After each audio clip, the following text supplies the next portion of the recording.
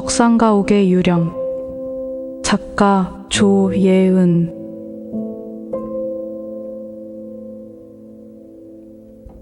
크기에 비해 나무가 빽빽한 정원이었다.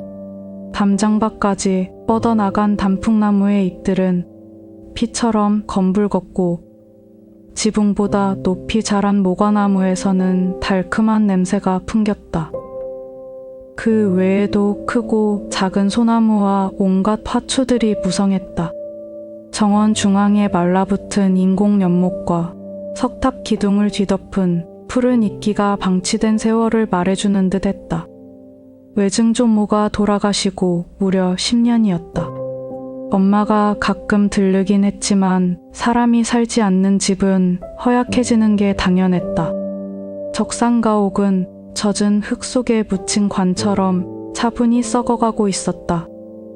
외증조모는 이 집에서 50년을 넘게 살았다.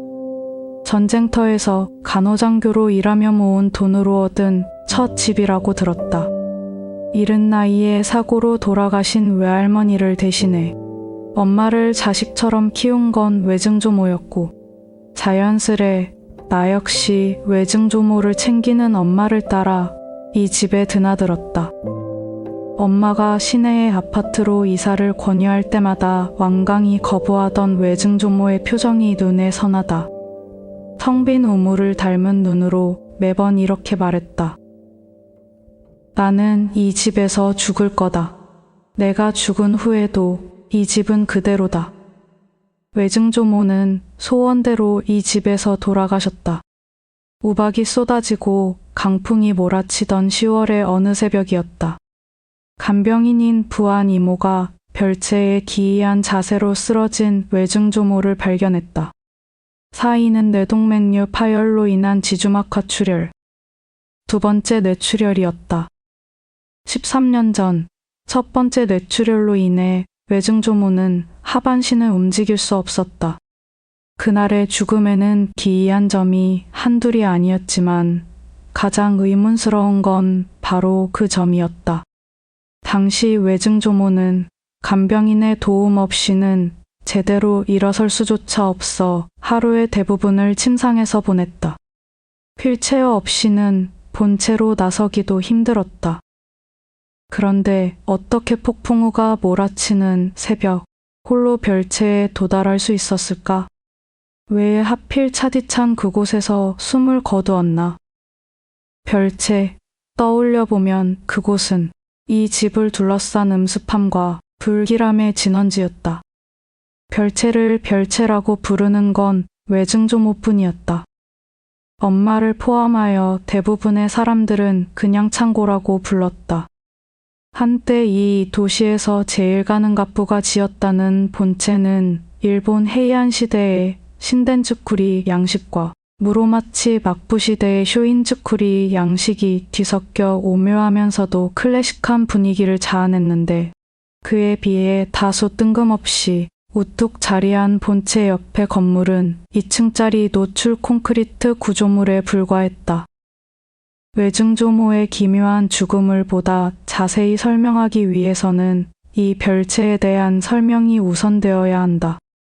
별채의 기억은 곧 이 집 전체, 적산가옥에 대한 이야기이기도 하다.